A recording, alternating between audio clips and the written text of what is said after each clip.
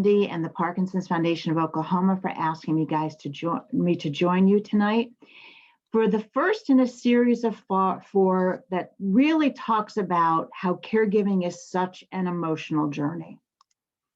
And I'm going to give you a moment or two to just take this in.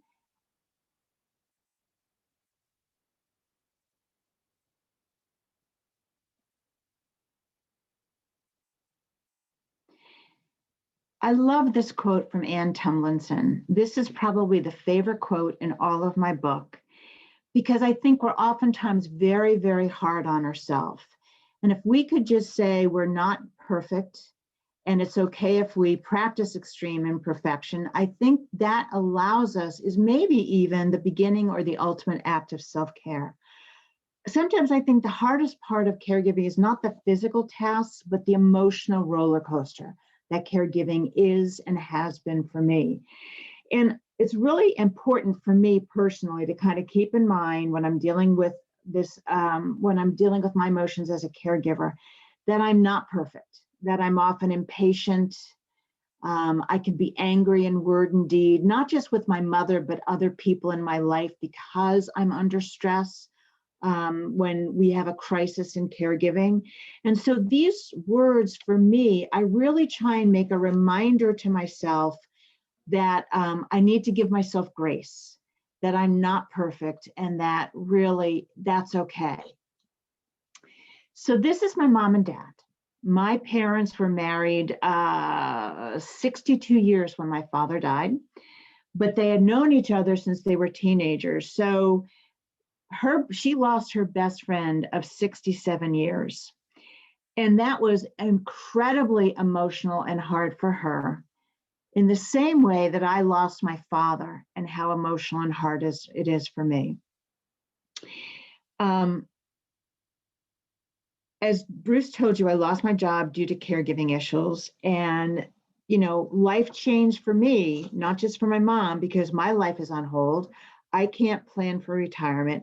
I don't have the freedom to come and go and I please.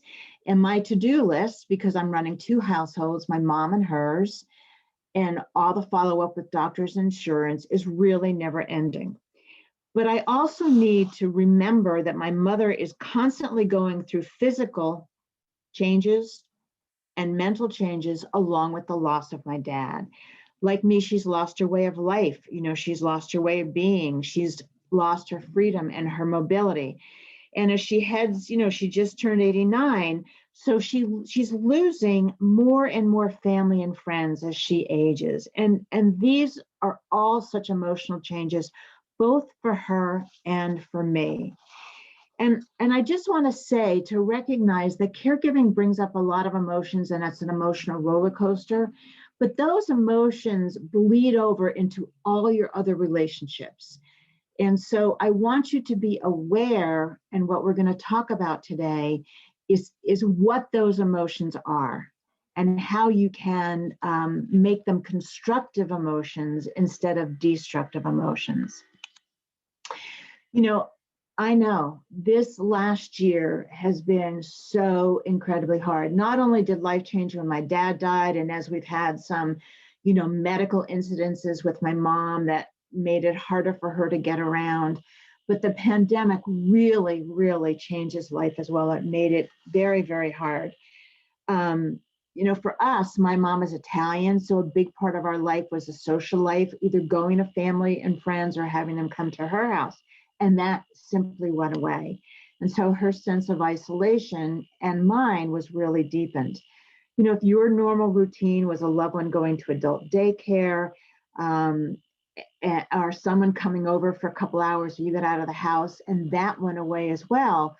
You know, what follows these huge changes caused by the pandemic, on top of the changes that happen in our life because we're a caregiver, you know, it really, really heightens our emotions. And we need to find new avenues for fellowship and releasing those negative emotions. So for us, we kept a really tight bubble. Like we only only in the last couple of months have we physically had people over to the house, and that's one person at a time. We don't eat at a table together. You know, we really are being very tight, wearing masks, the whole 9 yards. The other thing that we've been doing is using this technology of Zoom to actually have, meetings and conversations with family and friends. You know, my mom's legally blind, so she finds that frustrating. She can't really see people, but she can hear them, and just it brightens her day to have them say, "Hey, Aunt Doris, how are you doing? We really do miss you." And then, of course, phone conversations. My mom's lifeline is her phone. You know, if you've been able to find releases from the pressure valve of care during the pandemic, I'd love to know more about them. And you can put them in the chat. You know, just tell us what we're doing, and we'll talk about that again a little later in the program. So I have to tell you that I'm old enough to remember George Carlin. He is a comedian that had a routine about the 7 words you can't say on television. I was pretty young when that came out, but I do remember that people were shocked by it. Some people found it offensive, others laughed and agreed with him. And so if you remember George Carlin and the 7 words you can't say on TV, then you'll know that I have you'll understand when I say these are the 7 deadly emotions that I feel as a caregiver. And this is my list of emotions and feelings. And yours may be different, but I think we all have a hard time admitting to the emotions that we feel that are negative as a caregiver, because we feel guilty about it. We feel, why should we? It's not the way we were brought up. It's not the way our faith tells us we should be. I mean, all those reasons that you don't want to admit to it. But what I've discovered along the way is you have to admit to it. Because if you don't admit to these emotions, these negative emotions, then you can never get past them to the positive ones. And I've shared these emotions and how I feel, you know, frustration and anger and resentment and grief in my writing, in discussions with groups. And just like George Carlin, some people are shocked that I feel this way. Others are offended that I can get angry with my mother or feel resentment that my life is on hold. But the people I most resonate with, the people I call my caregiver peeps, are the ones that kind of shake their head, laugh and agree with me, say, "Oh yeah, this is a real roller coaster. And some days I'm doing good, and some days I am just overwhelmed with fear or guilt or grief." And again, I think for all of us, all of these emotions, and probably some new ones, have really, really just been heightened by the pandemic. And so if you've kind of never admitted to yourself what these emotions are, then I'm going to say to you that now is a really good time to just admit it and name them, because the truth of the matter is these emotions are perfectly normal. You know, here's the thing. Before you became a caregiver, I'm sure Bruce would agree with this, he got angry at his wife.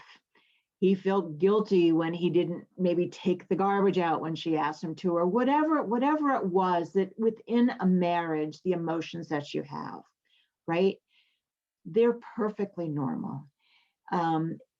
And in any relationship, you are going to feel emotions. And so as we go through this, I want you to broaden your perspective and not just think about these emotions in terms of the person you're caring for, but I also want you to think about these in terms of everybody in your life. Maybe if you're caring for a parent, your spouse; if you're caring for a spouse, your children, you know, friends, family, coworkers, if you're still working. Because this really is an emotional roller coaster, and those emotions bleed over into all your relationships, because as I tell everybody, the one truth I know is that caregiving changes relationships. It really does. But I also know through personal experience that if you work hard, that you can change those relationships for the better. They don't have to be destroyed or hurt by caregiving. So here's the thing. These emotions are perfectly normal, and yours may be different than mine. You may call it panic and instead of fear. I do know that at the most unexpected times, an emotion will well up. And here's the thing that I fight all the time. Sometimes when my mother asks me to do something, I can feel the hair on the back of my neck go up. And I immediately go to this kind of like, oh, here we go again, right? And I have to stop myself and really think, is this my inner 8-year-old coming out? Is what my mom is asking me to do, or what my coworkers asking me to do, or my church pastor is asking me to do, is what they're asking me to do really the problem, or there's something bubbling up within me from the history of my family? Let's face it, family history plays a huge part in knee-jerk emotions. And once we recognize this truth, this inner 8-year-old that comes popping out when we least expect it, we can then get beyond that. There's a quote by Crystal Andress Morissette, who said, "When you feel yourself becoming angry, resentful, or exhausted, pay attention to where you haven't set a healthy boundary," right? So when somebody says something to you and you immediately go to that anger or resentment, or you just are so exhausted, you're thinking, I can't even do this. I want in the back of your mind to think, are they asking me to do something that's crossing a boundary? Because when those emotions bubble up, that's your key. Now, actually how to set boundaries is a topic that we're going to go through in this series. But I just want you to think about that. When the emotion bubbles up, is it your inner 8-year-old, or is it where you have not set a boundary? Because a big part of working through the emotions is recognizing them. Recognizing where they come from is really key. So I've used the term a roller coaster of emotions, and it really is. I will tell you that this is a picture from my mom and dad's 60th anniversary party. We had it at a local restaurant. We had family and friends up. That happened in June. By that January of the next year, my dad was really starting to fail with congestive heart failure. So it was probably the last time, we were really out and had a wonderful time together. So here's the thing, like when my dad died, I had to put so much time and effort into getting my mom settled before I could physically go back to work that I didn't have the headspace to grieve for him. That was one thing. Like I couldn't even grieve. At that moment, I was just consumed with panic because I knew that I am now my mother's caregiver. And what was going through my head is, where will I start? And the panic soon became completely feeling overwhelmed. There were so many decisions to make and choices to sift through before I could even make a decision. And where was I even going to start getting through the information? It was panic, it was overwhelmed. And because of those, I didn't have the headspace to grieve for my dad. I talk about you have to recognize your emotions. In the whirlwind of caregiving, it's really hard to recognize them. And if you can't recognize them, it makes it really hard to get to the other side. When I think of fear, I think the other side of that, the other side of fear for me is confidence. When I think of guilt, the other side of that is forgiveness, both for myself and for the person who may have grieved me. When I think of frustration, I think of like clarity, like where is this coming from? Why am I frustrated? When I think of love, for me, I have to look at where's the anger coming from? How can I go from anger to love? And when I think of resentment, how can I go from resentment to contentment in what my life is? And when I feel grief, I go, how do I find gratitude and joy, even in what is really a difficult time? And so being able to name and claim your emotions allows you to change them. The other thing I want you to recognize is the only emotions you can change on your own are your own. You can't change anyone else's. However, once you change your emotions, it automatically changes how you interact with somebody else. I want you to think about that for a moment. If your go-to gut reaction and the way that you answer a question to anybody, spouse, the person you're caring for, a colleague, the mother of your children's, homeroom group, if your immediate emotion goes to anger, they're going to react to that anger, right? So when you change your emotions, you're changing the way you interact with them. And here's the beauty of changing the way you interact with people. That gives them the headspace to change as well. When you change your emotions and how you interact with people, that gives them the headspace to change as well. I'm not really going to talk about it here, but you'll see throughout the series that my mother's relationship, the relationship I had with my mom, has changed drastically for the better during the 6 years I've been her caregiver. I think part of my panic in the beginning was we didn't have a good relationship. We struggled while I was growing up. I was very close to my dad.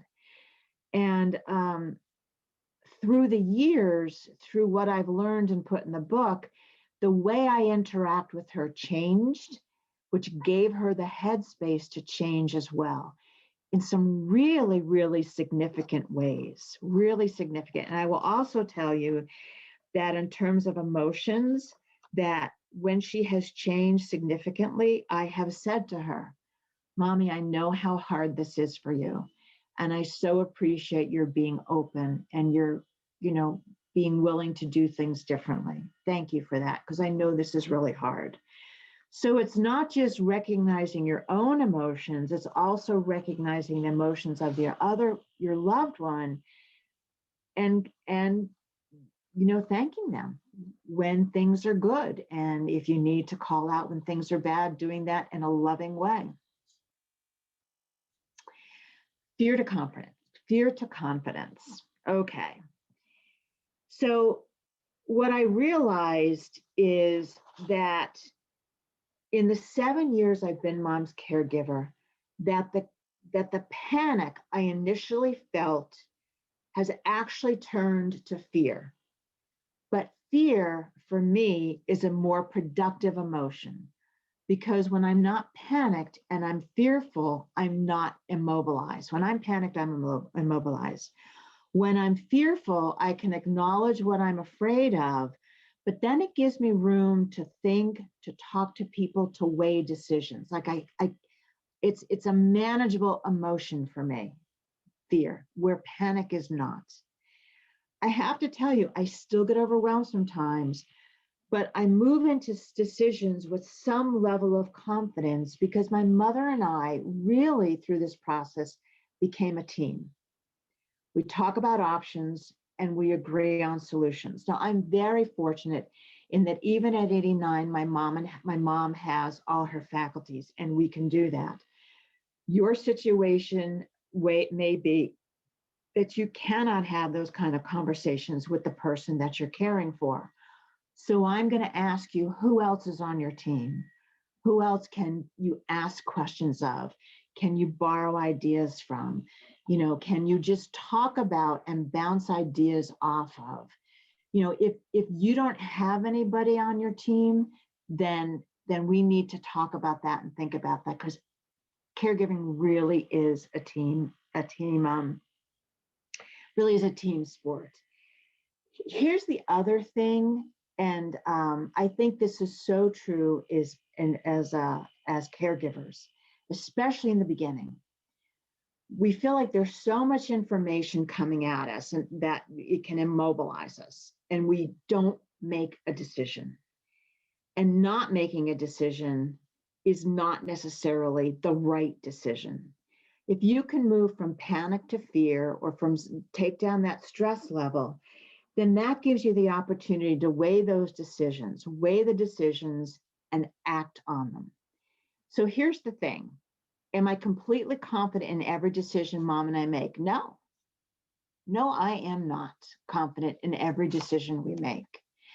But I know the consequences of not acting on something.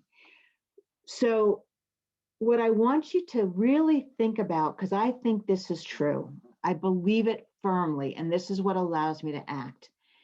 The decision you make for today is the right decision. The decision you make for the today is the right decision because this is what you know today. We all know things are going to change in caregiving. We know that. It could be a physical decline, it could be a mental decline, it could be a financial hardship of some kind. Circumstances will change, which means that you may have to reweigh, rethink, and come to another decision, but that's okay. The decision you make for today is the right one because it's based on what you know today. Just know things will change and you might have to change that decision. It's okay. It doesn't mean the first decision was a bad one. It just means things changed. And if you can get to a more productive emotion like fear that allows you to talk to your team, bounce ideas off, weigh decisions, and act and trust that the decision you've made is the right one for today, let me tell you, you move from fear to confidence. And the other gift that I've actually given myself, and I want you to think about this, I talked earlier about giving myself grace. The gift I've given and the grace I've given myself is I've learned to kind of give up control and forgive myself if a decision was not perfect. I've learned to give up control and forgive myself if a decision was not perfect. Because let's face it, as caregivers, it's pretty much all crappy decisions, right? It really is. They're rarely really good decisions we have to sift through. So making them, acting on it, trusting it's the right one for today because it's what you know today, I have found moves me from fear to confidence. And I hope it will for you as well. Guilt. I will tell you right off the bat, I was brought up Roman Catholic and I'm half Italian. I have guilt down to perfection, right? And it's always kind of waiting to rear its ugly head again, right? Am I doing enough? Am I doing the right thing? You know, all those questions that we have. I was so mean to Mom today because I was tired and frustrated. I really was not nice to her.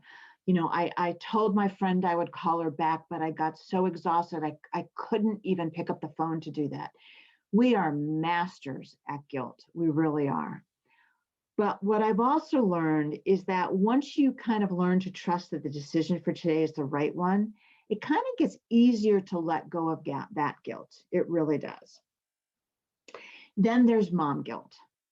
And mom guilt is probably the hardest, right? It's when I'm interacting with her and I'm tired and I'm stressed. And I'm going to tell you right now, I am not the nicest person. You may think I seem nice, but I can be ugly. And I don't want to be. And then I feel guilty about it. Okay. What I have learned is two things. First of all, if I'm being ugly, I need to apologize to my mom for my words or my attitude. When I apologize to Mom about my words or my attitude, it results in forgiveness from her, which in turn allows me to forgive myself. I am practicing extreme imperfection when I do that. When I apologize, you know, I don't ever want to make it about the other person. I'm sorry, but there's so much I have to do for you. I'm exhausted, right? Like that's you're never going to say that. But I will say with her, I'm sorry that I was so cranky with you today and I lashed out. This is what happens. You know, I was stressed to write an article and somebody didn't answer my questions. There's when you react with anger or resentment or lashing out at someone, there's usually a reason behind it. Sometimes it's the person, and sometimes it's other stuff going on in your life. And if you can help them understand that this other stuff is going on in your life and it's not necessarily about them, it really helps both you and them, because they're not feeling like a burden, and you can actually make that apology and then let that guilt go. I also want to say to you that guilt is the one emotion that can really, really get us into trouble. Okay, really get us into trouble. Because in the heat of the moment, we can be guilted into a promise that is impossible to keep. When our loved one is feeling scared and vulnerable, right? We want to make them feel better. That's just natural, right? And sometimes we feel guilty. We did so much for them, how can we deny them? And we feel guilty maybe because we can't fix the problem or take away their fear. And it's in that guilt that it's way too easy to promise things you cannot fulfill for them.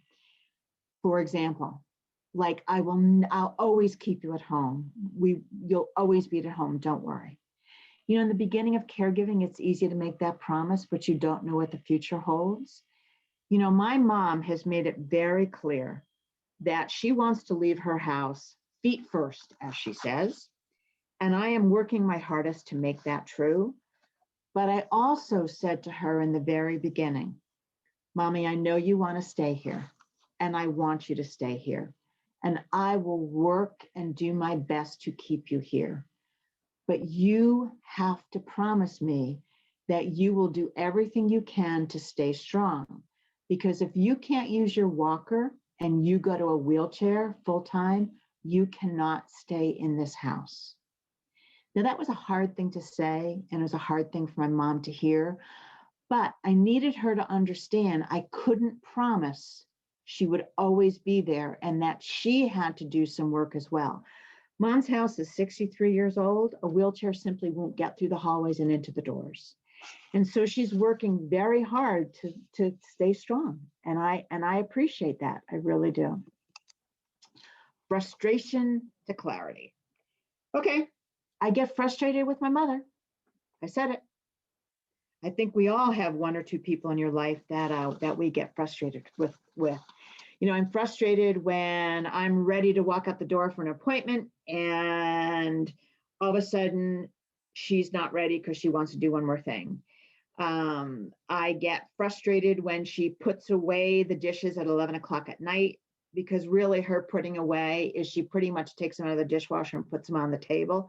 There's very few things with her mobility she can stand up and put away. And so everything is sitting out on the kitchen table for me to deal with first thing when I get up in the morning, right? That's frustrating for me because I don't want to have to deal it. But let me tell you, sometimes when we swap out the lens and see what our loved one is doing through a different lens, then we can move to clarity and let go of the frustration, right? Like when my mom is putting on lipstick or perfume as I'm expecting to walk out the door, if I take a moment and think to myself, you know what, even though we're just going to the doctor's, putting on lipstick and putting on perfume makes her feel whole again. And I can wait an extra minute to do that, right? And then there is the, mom putting away the dishes at the last, just before we're going to bed and I have to deal with them. I'm grateful that she's still healthy enough to contribute to our family by putting away the dishes. Because let's face it, everybody needs to feel like they can contribute to the family. And that's what I love so much about this picture, because my mother is legally blind and she is sewing her quilt. There was a hole in it. She had told me about it. I hadn't had the opportunity to get to it. And she finally said to me, well, let me try. And I thought to myself, oh God, I could do it so much faster. And then I saw it, but this will let her contribute. And so I said to her, okay, Mom, what do you think? Should I give you black thread instead of white? Do you think you could see that difference a little bit? She goes, yeah, I think so. I said, should I give you a bigger needle so you can, you can feel it because you're going to have to do it by touch. You see, a bigger needle would work better, right? And I had to actually rethread that needle about 5 times before that was sewn. But you know what? When she was done, she said, "I'm done." And in those 2 words, I could hear such satisfaction that she sewed her own quilt because it was done. She didn't have to ask me to do it, and she was contributing to the family. And so I'm going to challenge you to think about the things that frustrate you sometimes through that new lens of contributing. Now, I know if somebody has dementia, that's really hard, or if somebody is in late stages of Parkinson's, that's really hard. I get it. Maybe there's a tiny, tiny thing they can do, but remember, these emotions are not just felt with your loved one who you're caring for, they are also felt with all the other relationships in your life. And so if you can get from frustration to clarity by looking through a different lens with anybody, you're making progress. Anger to love. This is by far my most challenging emotion. No one can push my buttons like my mother can. No one. And let's face it, we have years of not getting along. I'm going to be honest about that. She can take me from 0 to 100 on my anger meter faster than anyone else I know. But what I've also come to realize is how often it is my inner 8-year-old that brings that anger up and not the adult to adult that we are now. And I have to be really, really aware of that. I'll give you an example, right? Every couple of weeks, I make pancakes for my mom, and then she freezes them and she has them, when I'm not there, right? And every time I go to make the pancakes, she says to me, "Pancake stuff is in the pantry, the vanilla's over here, the eggs are over here." And I'm thinking to myself, dear God, I do this every 2 weeks. Why is she telling me where everything is? I'm an adult, I know it. And finally I said to my mother one day, "Mom, I make these for you all the time, but you always tell me where things are, why?" And she said, "Well, I thought I was helping you." And I was like, oh, okay. It's not that she was trying to control me, which is what my inner 8-year-old went to immediately when she told me I couldn't do something as an 8-year-old. It's that she was trying to help. Okay? Don't let frustrations pile up. For me, I can be very rational when I have to express anger about frustration or stress or exhaustion. What I can't express to my mother is how angry I get at being her caregiver, because my life has forever changed. And sometimes that just feels really unfair. It just does. Okay? But here's the thing. Admitting that I can be angry at the situation helps me to not be angry at my mother, because let's face it, she didn't want this either. She did not want to have to lose her husband and her best friend. She did not want to have to be dependent upon her daughter. Not only is life unfair to me, but life is unfair to her. And truthfully, she's lost a lot more control over her life than I have. Some anger can be expressed to others, right?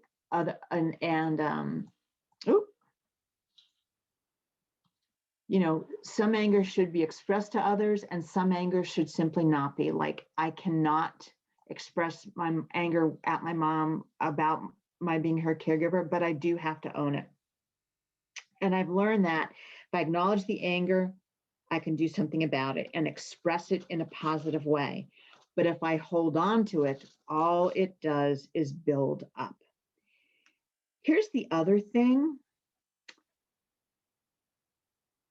When I let go of my anger, I can remember that my mom and I really do love each other, that there is a mother-daughter bond that neither one of us wants to lose because of angry words. And let's face it, words can't be taken back. They have meaning, they have weight, they have emotion. And if I can let go of my anger and empathize with mom because she's feeling a lot of the same emotions that I am, then through that empathy, love flourishes.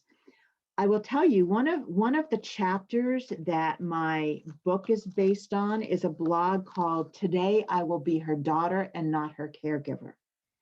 And I wrote it for my mom's 85th birthday because it occurred to me I was going up for her birthday, and every time I'm with her, I am so task focused, so focused on caregiver tasks that we lose that mother-daughter relationship.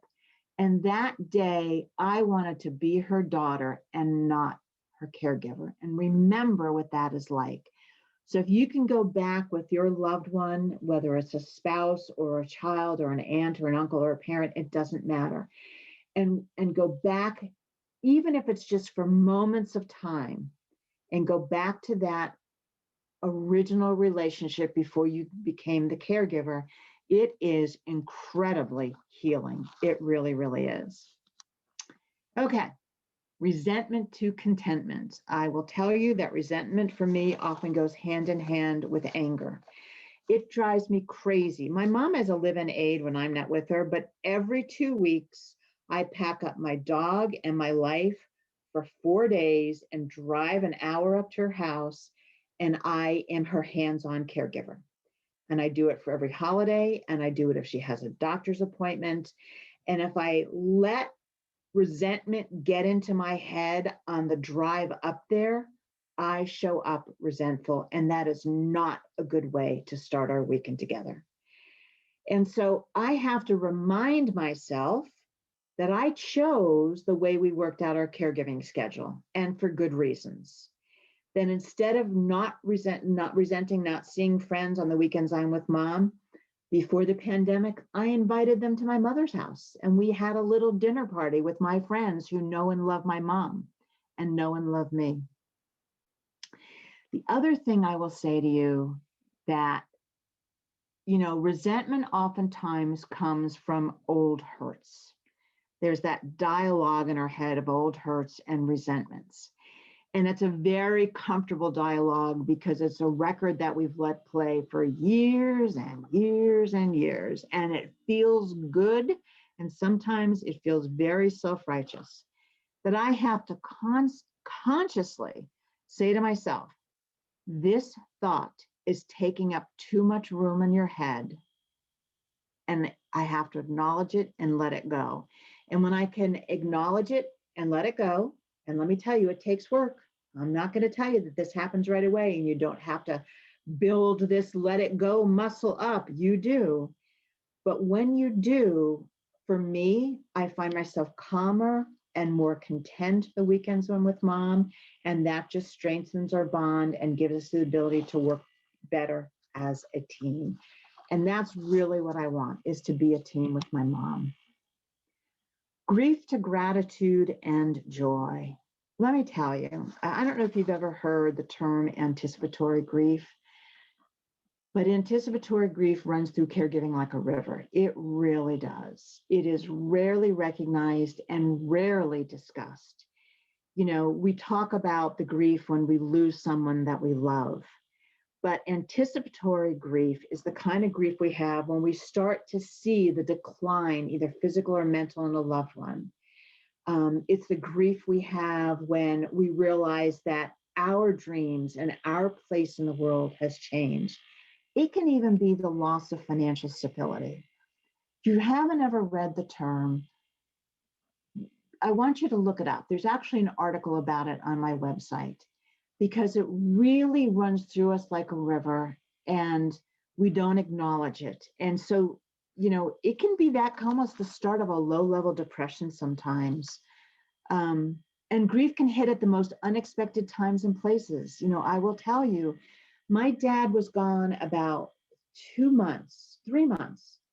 When I walked into a Hallmark store to buy a Mother's Day card for my mother, and I started sobbing. And I had to turn around and walk out of that store because for the first time, I realized I would never, ever buy my father a card again. And I just lost it. I completely lost it. And you know what? That's okay. You know, grief kind of comes over sometimes like, I think of it as almost like a wave at the Jersey Shore where it pulls you under. And, you know, you have to just go with it a moment before you can pop up to the top again. And when you pop up to the top again, you can take that breath of air. It's there. It hits us at the most unexpected times, and places and people, and it just becomes a part of our life. And it doesn't ever go away, but for me, it's softened for my dad. I'm still learning how to numb grief, how not to numb grief with busy work and food or sleep. Um, you know, it's interesting. It was a few years before my mom could actually talk about my dad. She's finally in a place that I'm grateful for where she can say, you know, your father. And then she'll give me a memory. They may have heard it before, may have not. But in that shared memory, in that insight into their relationship, there's both consolation and comfort and even great joy. And, you know, that's how I get from, you know, grief to gratitude and even joy. So you may or may not have heard that term emotional intelligence, you know, but I think this is part of, you know, kind of working that emotional intelligence muscle is part of what strengthens you as a caregiver, because you really have to be aware of so much of yourself in order to be a caregiver and to do it in a way that's loving and supportive. So I think self-awareness is really, really important. You know, emotional intelligence is that ability to recognize not only our own emotions, but those of others. So being able to say to my mom, I realize this is hard for you and I appreciate what you're doing, is really important to her, and part of that emotional intelligence that I've really worked on. You know, it's the ability to kind of discern your different feelings and then label them. And then once we know what they are, change your thinking and behavior and adjust your emotion as much as you possibly can. Without that self-awareness, you know, you can't break your old habits. You can't move from negative to positive emotions. Here's the other thing. I am continually amazed by all the people that have an opinion on how I should be as a caregiver. Everybody's got an opinion. Wouldn't your mother be better off in assisted living? She'd have more of a social life. Your brother should come home more often and help you with their mom. Okay? They don't understand how giving that unsolicited opinion can make us feel. It oftentimes makes us second guess yourself, right? If it does, I want you to stop and take a step back, because is that opinion or that a question your stuff, or is it really theirs? I was with a bunch of friends, and my one friend was so angry. She was like, your brother doesn't help you enough. He should come home more often. Now, my brother lives 12 hours away. It is actually in worse physical shape than my mom. And he helps my mother and I in other ways. And we're okay with that. He does not need to come home. But this one friend was so angry. And you need to tell him to come home. And all of a sudden, it was like this light bulb went off. And I thought, you know what? That's not my stuff. That's your family stuff. That's you being frustrated that your siblings don't help you. And I don't need to take that on. So when someone gives you an opinion, take a step back and think, is this true? Is this right? Is it their stuff? Is it mine? And if it's their stuff, do not take it on. We have enough of our own. Here's the other thing. Are you one of those people that can have a complete conversation in your head and fight? A complete conversation and fight with somebody else in your head? I can. I think I learned it from my mother, right? I did. I get it from my mother. Here's the thing. When we have that conversation and fight in our head, we get to make up the script. And every response I assign to that person just makes me angrier and angry and more resentful. And it's insanity. It's absolutely insanity. If you find yourself obsessing and getting angrier and angrier and assigning responses to somebody else in your head, you got to say, whoa, time out. This and what here's the phrase for me. This is my like click, turn it off. Like when I realize I do it, I will say to myself, this person, this event is taking up too much real estate in my head. I have to stop it. This is taking up too much real estate in my head. I have to stop it. And when I do that, I actually can kind of refocus my thoughts and my internal dialogue in a much more productive way. And then I have not had the fight in my head with someone, and I just want to bite their head off as soon as I see them. So I'm gonna offer you a little bit of homework. It's not assigned. You don't have to do it, but there is a worksheet on my website, and I will put in the chat room, how you can get to it. It's kind of in a sample emotion worksheet. And here's what I want you to think about, right? So what I want you to think about when something happens, like you feel anger or frustration or guilt, whatever it is, I want you to just think, okay, what was the emotion? It was anger, right? We had a 9 o'clock doctor's appointment. I was at the house at 8:30. We were supposed to leave at 8:45. But of course, at the last minute, Dad had to go to the bathroom and we were late. I started yelling. I made him feel like a child, and then I felt guilty. So here's my insight. Dad is moving slower these days, and I need to build time into our schedule or make the appointments later so he doesn't have to be up as early and moving as early when he's moving slower. I have learned that lesson with my mom big time, right? Here's another one. When I'm working at my mom's house, I'm typically doing it at the computer, right?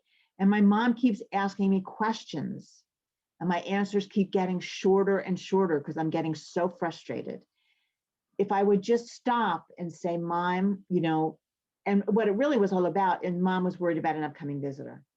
If I would just stop and say, Mom, right this minute, for the next 15 minutes, I can't answer your questions. Let me finish this, which is setting a boundary, and then I'll come in the other room and we can talk, right? So if you really want to change your emotions, you need to recognize them. You need to think about what was the cause, what was the situation, what was the reaction, and then you can get an insight. And it could be, I was stressed by outside factors, right? Or did the caregiving itself create the stress? Did this situation remind me of something in my childhood or at work, in my marriage, and my loved one got the brunt of that? Does this emotion come up all the time? And under what circumstances? Is there a trigger? Is there a particular person? I can get really angry at a friend, and if I bring that anger home to my loved one, it's displaced. So the better you get at recognizing your emotions and the situations and the people that may be causing them, the better you can be to rein them in or express them in what really is a much more appropriate way. Okay, that really is how I think about caregiving as an emotional journey and how I think about changing my emotions, recognizing and then being able to change them. I'll put this in the chat box, but I just also want you to know that on the website, under my author website, under resources, that sample emotional worksheet is out there, and not a homework assignment, but you are more than happy to take that down, copy that down and use it. And if you ever want to spend a half hour talking to me about that, I would be happy to do it. Thank you, Deb. No, thank you. Appreciate you sharing.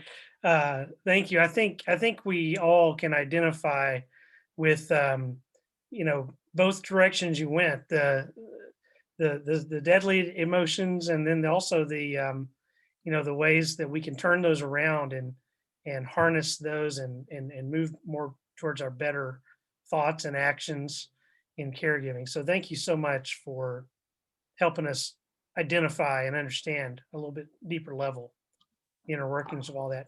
Do you want to take a question or two, or have someone I would just love to if anybody has any questions. if anybody has an observation, you can actually just unmute yourself and just go ahead and jump in there if you have one.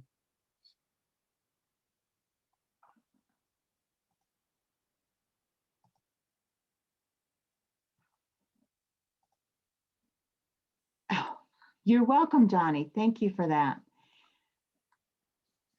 And and I noticed just seeing who's all on the call, a lot of you have done this for a long time. You guys are not newbies. You've been, a lot of you have been around the block a few times on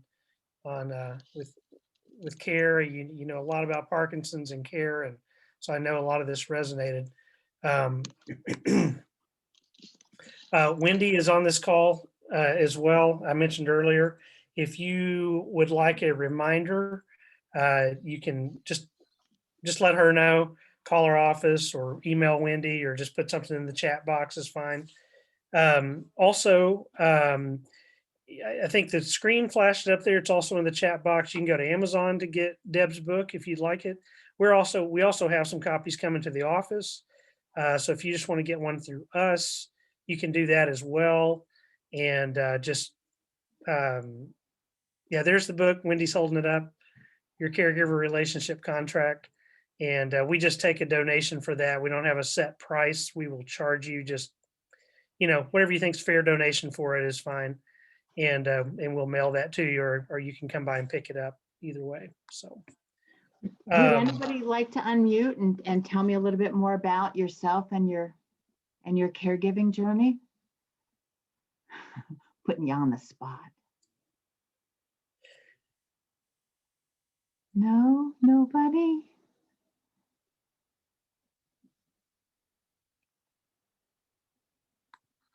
hey, Sydney, Sydney, I think we got you unmuted. Okay. Am I unmuted? you are.